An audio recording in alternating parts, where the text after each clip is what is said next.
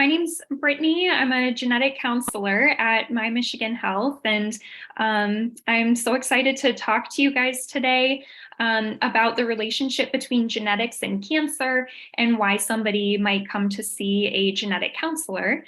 And so as we go through this presentation, you can feel free to jump in with questions, but I'll have definitely plenty of time at the end where we can address some of your questions.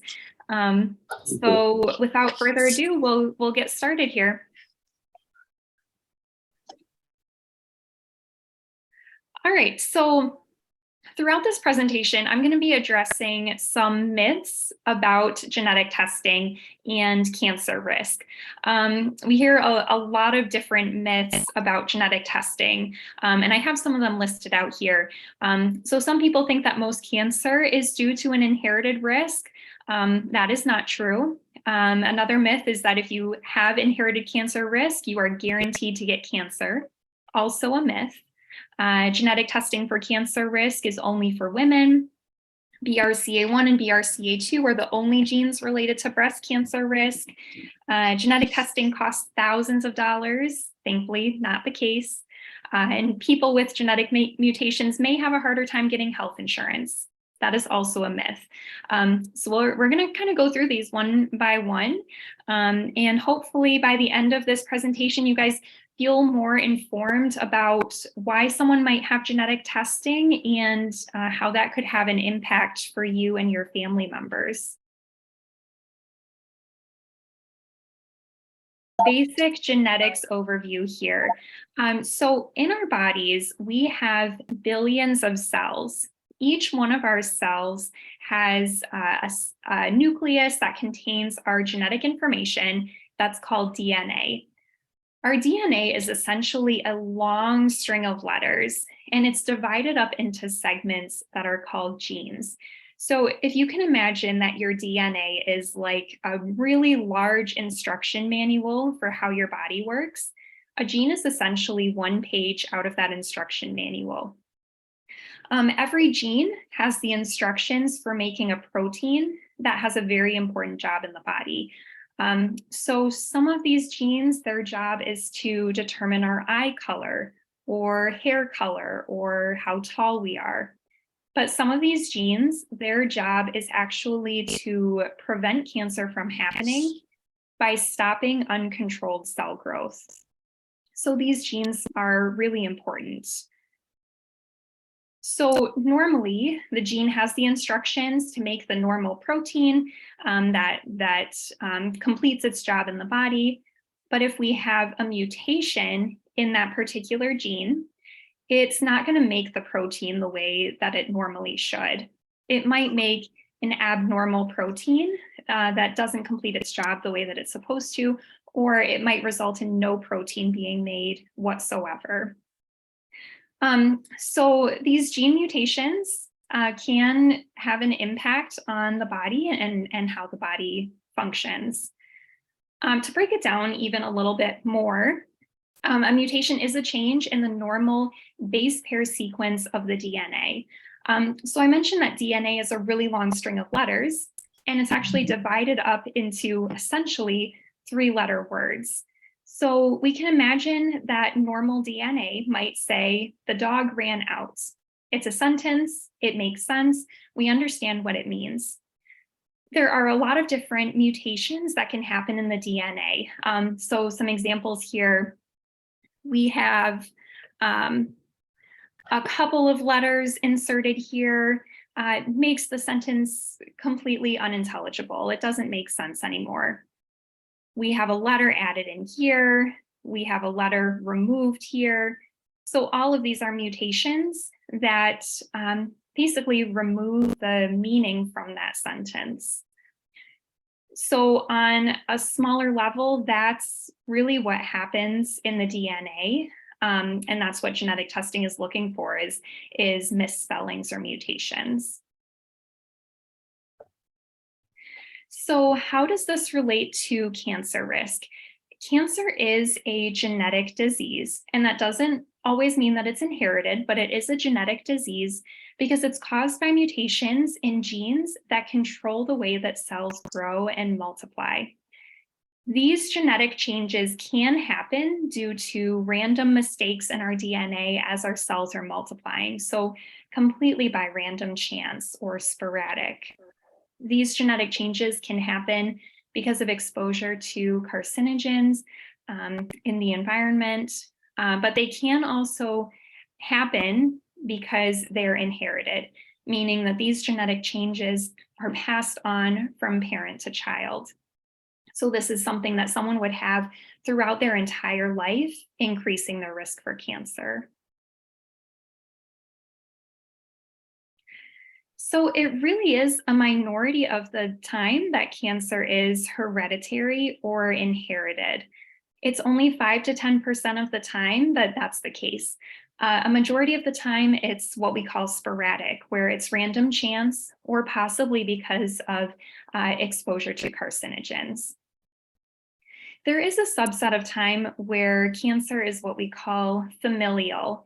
And this would be the case when we can't really lock down a single genetic cause or an environmental cause to explain a cluster of cancer that we're seeing in the family. But it's really a combination of several different things. Could be genetic, could be environmental. And we do see more cancer than we expect in a family. So we call that familial. So this is one of our myths from the beginning, that most cancer is due to inherited risk. That is not the case.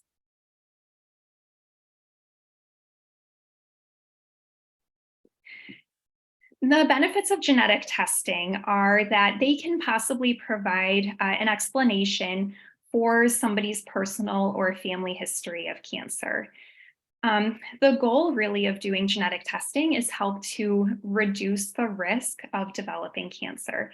And that could mean by doing extra screening. It could also mean sometimes having risk-reducing surgeries to decrease the risk that cancer develops altogether. And the goal of doing extra screening would be to catch cancer as early as possible if it is going to happen, when it's easier to treat. Another benefit of genetic testing is to provide information for other family members so that hopefully they can take steps to reduce their risk as well.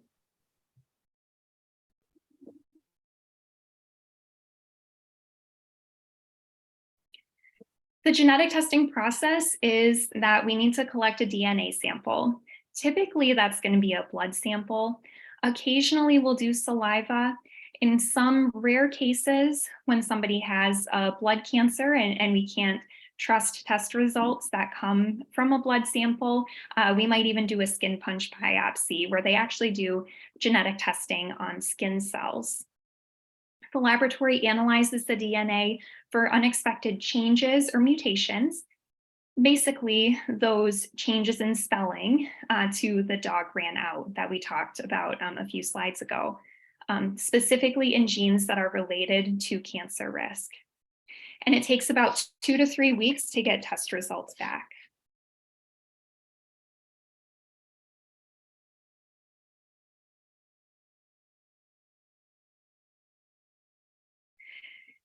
So the test results from genetic testing aren't necessarily as black and white as some other testing that you might go through. If we look in the middle column here, essentially there's 3 different types of test results. A positive result would mean that the lab did identify a mutation related to increased cancer risk. We can also get a negative test result, meaning that they didn't find any of those unexpected changes or mutations. And then we have this category in the middle, VUS, which stands for variant of unknown significance or variant of uncertain significance. We're going to talk about all of these 3 types of test results in detail. This is an example of what a positive test result might look like. So you can see right at the top, result is positive. On this test report, a mutation was found in the BRCA1 gene. And this C dot number denotes where in the gene that misspelling or mutation happened. So with a BRCA1 mutation, this means that the patient has a diagnosis of hereditary breast and ovarian cancer syndrome, which comes with increased cancer risks. So this patient could adjust their medical management and inform other family members about the mutation so that they can seek out testing for themselves. All first-degree relatives to a person with a mutation have a 50% risk to carry the mutation as well. So that means a person's children, siblings, and parents all have a 50% chance. And then as we get further out from that, second-degree relatives have a 25% chance, and so on and so on. The reason why we get this 50% number is because we have 2 copies of every gene, and we inherit one from our mom and one from our dad.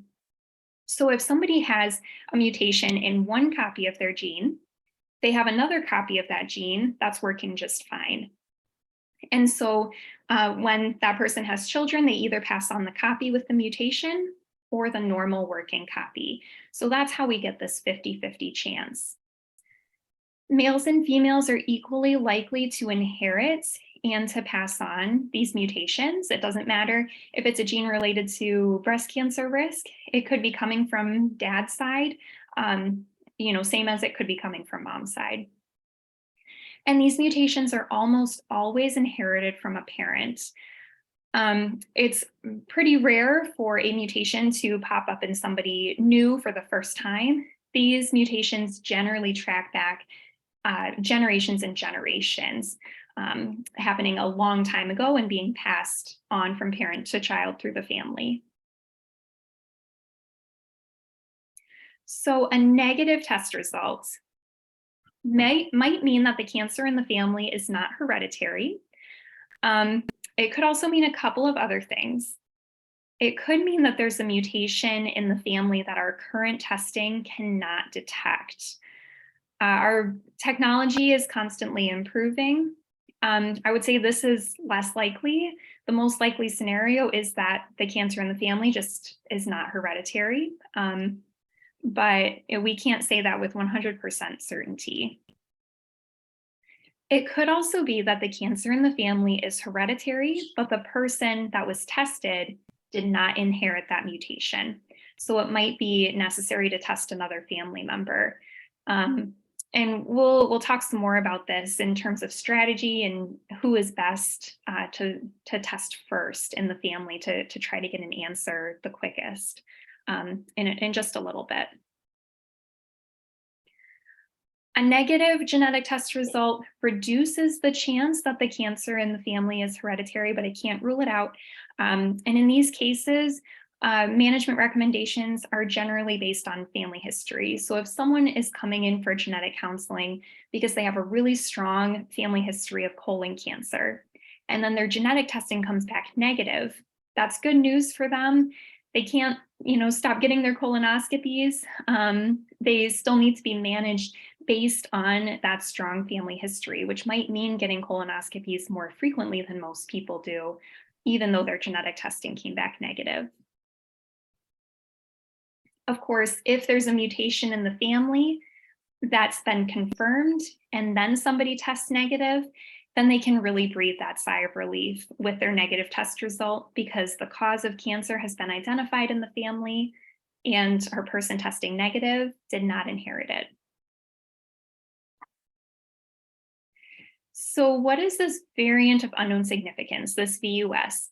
On this test report, it says negative at the top, but then it says additional findings, variants of uncertain significance in the MLH1 gene and MSH2 gene. This means that the lab found something in this person's DNA, actually 2 somethings, that they don't completely understand. They don't have enough data or evidence to say definitively that it is related to cancer risk or that it's benign and it's not related to disease risk at all. So the labs, they flag these findings And they're somewhat common. They're found in 20 to 25% of the genetic tests that we send out. But we do treat them as negatives, kind of like innocent until proven guilty. We don't use them to make any medical management decisions. We generally do not test any other family members for these results. And the hope is that over time, the lab will gain enough evidence to say for sure that it is a positive or it is a negative. Most of the time, 9 times out of 10, these VUSs are downgraded to be benign or negative. It could take months, it could take years. Sometimes the lab, just doesn't get enough evidence to reclassify it over a span of 10 years.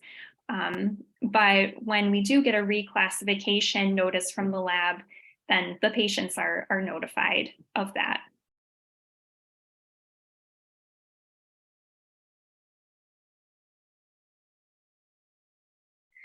So genetic testing isn't for everybody. As you'll remember from earlier in the talk, most of cancer is not genetic or hereditary, inherited. Cancer is a genetic disease, but it's only 5 to 10% of the time that it is hereditary or inherited. We have a complicated set of guidelines that we follow when recommending genetic testing. I have a screenshot of just some of those recommendations here. So doctors will use these recommendations to make referrals to genetic counseling. We use these guidelines to recommend genetic testing, and then insurance companies typically follow these guidelines pretty closely when they're determining if they're going to cover the test as well. So this is the testing criteria from the National Comprehensive Cancer Network for breast cancer susceptibility genes. So right off the bat, anyone who's 50 years or younger being diagnosed with breast cancer meets criteria. Anybody with a diagnosis of ovarian cancer, pancreatic cancer, or male breast cancer meets criteria. And then we get a little bit more into the weeds where if there's 3 people in the family and they were all diagnosed over 50, that person would meet criteria. Like I said, there are a lot of different guidelines and they do change over time. The goal of the guidelines is to try to identify the people who are most likely to benefit from genetic testing and most likely to carry a genetic mutation.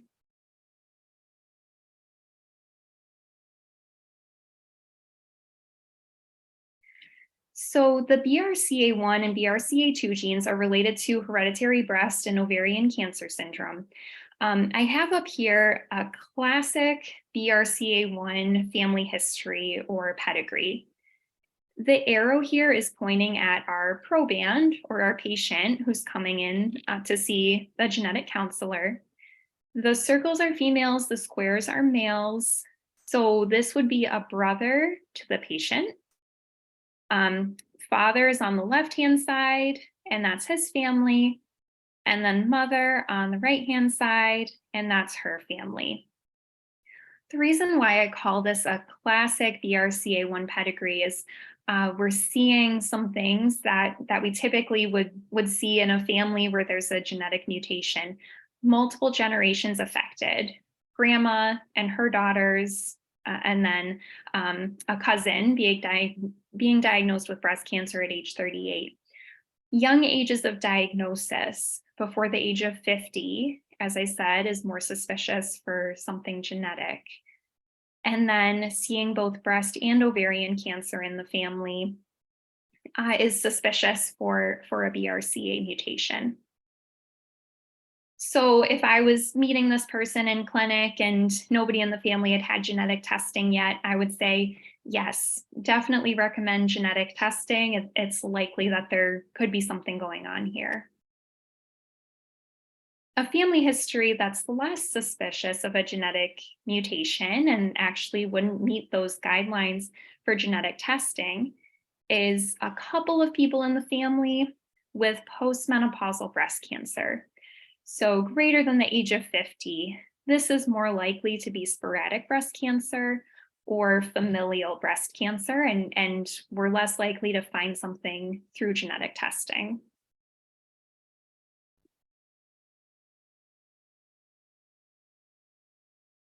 So then I also wanted to talk about hereditary colon cancer. And again, we have these guidelines that we follow to recommend genetic testing and that doctors use to identify who would benefit from a referral to genetic counseling.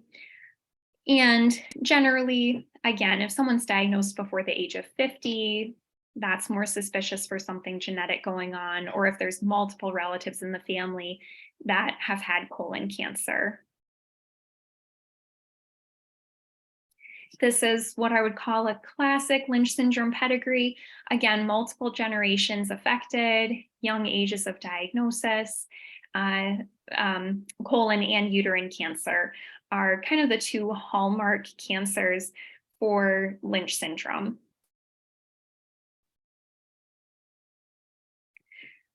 Breast cancer and colon cancer are not the only reasons why somebody might be referred for genetic counseling.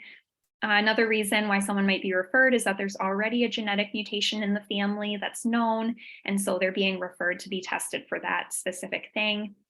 If somebody has had more than 10 precancerous colon polyps found during a colonoscopy, that might be another reason to see a genetic counselor. And then if there are multiple people in the family who are diagnosed with the same type of cancer, or if there's an unusual or rare diagnosis in the family, that might be a reason to see a genetic counselor too. Some cancers are more likely to be genetic than others. Breast and colon, pancreatic, ovarian cancer are more likely to be genetic than, say, lung cancer or cervical cancer.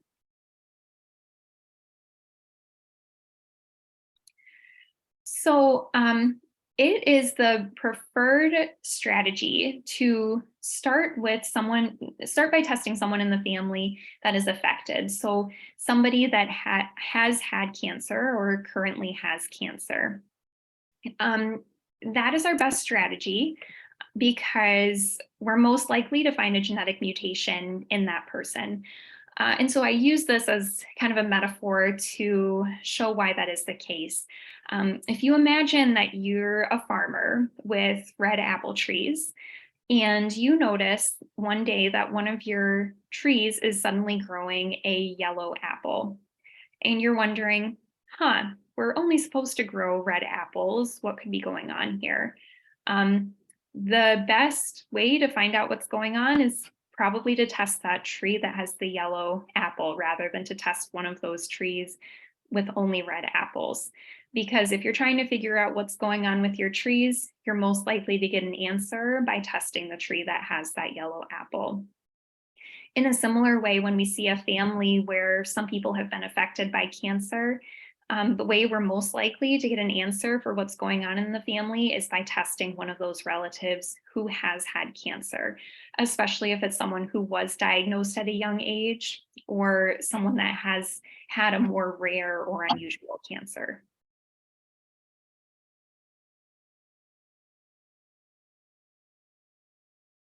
So I'm going to talk about a few of these things: hereditary breast and ovarian cancer, some moderate risk breast cancer genes, and Lynch syndrome. But beyond those, there are a lot of other genes that can increase the risk of cancer. I'm just going to focus on some of the most common ones that we see today. Hereditary breast and ovarian cancer syndrome is basically just what it sounds like. It's caused by mutations in two genes, BRCA1 and BRCA2. They have similar cancer risks. The greatest risks are for female breast cancer and ovarian cancer, but there are also increased risks for pancreatic, prostate, male breast cancer, and melanoma. So if we identify that somebody has a BRCA mutation, if it's a woman, we're recommending that they start their breast cancer screening at age 25, much earlier than general population risk. This starts with breast MRIs at 25, and then at 30, they start getting yearly mammograms as well. The goal of that is to catch cancer as early as possible if cancer is going to happen. The other option is for women to consider having a risk-reducing bilateral mastectomy to reduce the risk of getting breast cancer by as much as possible. It doesn't bring that risk down to 0%, but it brings it down as much as possible. Women are also recommended to have a risk-reducing bilateral salpingo-oophorectomy. So basically having ovaries and fallopian tubes surgically removed to reduce the risk of ovarian cancer as much as possible. Depending on the gene, this is recommended late 30s to early 40s. Another way to reduce risk is a couple of chemopreventive drugs. An example is tamoxifen. A lot of women take tamoxifen or something similar as part of their breast cancer treatment, but it can also be used as a preventive medicine too, reducing the risk of breast cancer by up to 50% for women who have never had breast cancer. So these are some of the options that I'll talk to women about when their test comes back positive for a BRCA mutation. Now, this does have an impact for men too. Breast cancer is less common in men, but it can happen, especially in the context of a genetic mutation like a BRCA mutation. So we recommend that men start doing self-breast exams and get clinical breast exams by a doctor at age 35. Prostate cancer screening is recommended starting at age 40. Having genetic testing can also have an impact on cancer treatment.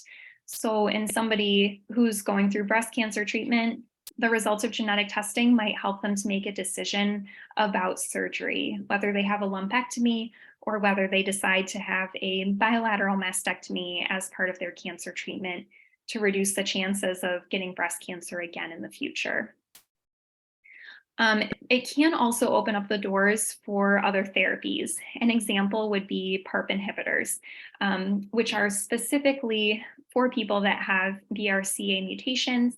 It's been shown to improve progression-free survival in certain situations, and the FDA has approved this drug for HER2-negative metastatic breast cancer, but also ovarian, pancreatic, and certain types of prostate cancer.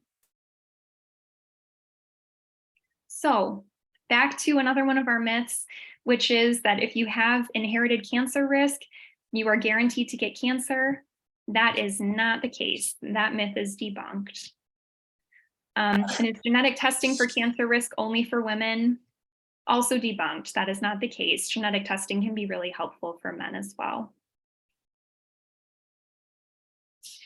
So we consider the BRCA genes to be high risk cancer genes. There are several other moderate risk breast cancer genes where when someone's coming in for genetic testing, we don't just test them for BRCA1 and BRCA2, which was the case 10 to 15 years ago. But now we send out genetic testing panels where we look at all of these different genes. These moderate risk breast cancer genes are more in the range of 20 to 50%, so higher than general population risk. They do have an impact on management where people with these mutations would start screening earlier and have enhanced screening like breast MRIs along with their mammograms. So this myth is also debunked. BRCA1 and BRCA2 are not the only genes related to breast cancer risk.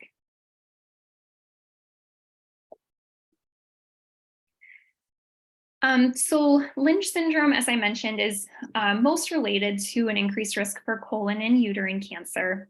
Lynch syndrome is caused by mutations in 5 different genes: MLH1, MSH2, MSH6, PMS2, and EpCAM. MLH1 and MSH2 have the highest cancer risks. MSH6 and PMS2 are a little bit lower. But as you can see, it's more than just colon and endometrial or uterine cancer. there are increased risks for other cancers as well. But the biggest changes in management are if you have Lynch syndrome, you're getting colonoscopies every 1 to 2 years. For those higher risk genes, it starts in the early 20s. For those slightly lower risk genes, it's early 30s. And then women with Lynch syndrome can also consider having a hysterectomy and having their ovaries out as well to reduce risks for those cancers.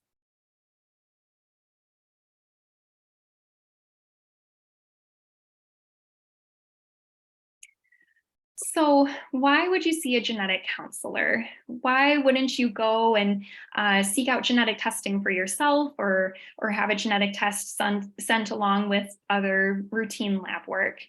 A genetic counselor is a healthcare provider that has graduate level training in genetics. So we specialize in this. We specialize in hereditary cancer assessment and counseling. You can see us in a variety of settings, not just cancer, but also prenatal, pediatrics, cardio, and neurogenetics. Specifically at MyMichigan Health, we see patients in person in Midland and Alma, but as of 2020, we started doing a lot of telehealth. So we're seeing patients in Alpena. Nobody has to drive down to Midland if they don't want to. And blood draws can be done in Alpena, West Branch, and Mount Pleasant as well for genetic testing. So again, why see a genetic counselor? Genetic testing is complex. So you've probably gotten the sense throughout this presentation. The test results can be nuanced. It's not always straightforward. And the results do have implications medically, psychologically, financially, for not only the patient, but also their extended family.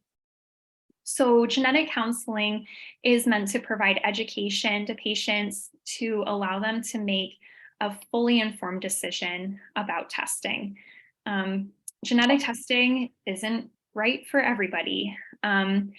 Some people decide not to move forward with genetic testing for various reasons, and the genetic counseling visit is there to talk through all of those reasons. So genetic counseling ensures that there's a solid understanding of the testing options and the financial programs to make sure that the best test is being ordered for that patient at the lowest cost and that the results are being interpreted correctly. The genetic counseling session includes collecting personal and family history, giving personalized risk assessment, saying, how likely it is that there could be something genetic going on in this family, education about genetics and hereditary cancers, talking about different testing options and screening and management options based on the results from the testing. And then we make an appropriate testing strategy, management plan, and then the genetic counselor coordinates the testing, calls out results, and then coordinates follow-up from there.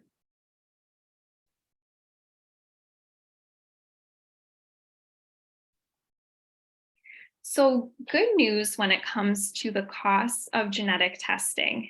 Over the past several years, the cost of testing has come down dramatically. Most private insurers do cover genetic testing when it's recommended by a healthcare provider, and if the patient meets those guidelines that I talked about earlier. The coverage is usually based on certain personal and family cancer history criteria. For patients that don't have insurance coverage, there are also some low or no cost options. And it really has become a lot more affordable. The worst case scenario is $250 out of pocket through the labs where we send testing. So some people might have heard that genetic testing used to cost thousands of dollars, and that did used to be the case. Thankfully, we can debunk this myth, and that's no longer the case. Another question that we often get in clinic is about the possibility of genetic discrimination. So there is a law in place that's called the Genetic Information Non-Discrimination Act, or GINA for short, that prohibits health insurers and most employers from discriminating against individuals based on their genetic test results. So they cannot use this genetic information to hike up premiums or deny coverage. There are some caveats to this law. It does not apply to life insurance, long-term care, and disability insurance. It also does not apply to active military or individuals receiving care through the VA. So it's good news that health insurance companies cannot use this information to discriminate. I always talk about these caveats with patients, especially that life insurance and that they technically and legally can use this information. So thankfully, we can also debunk that myth that people with genetic mutations might have a harder time getting health insurance. And that's all that I have to cover with you guys today.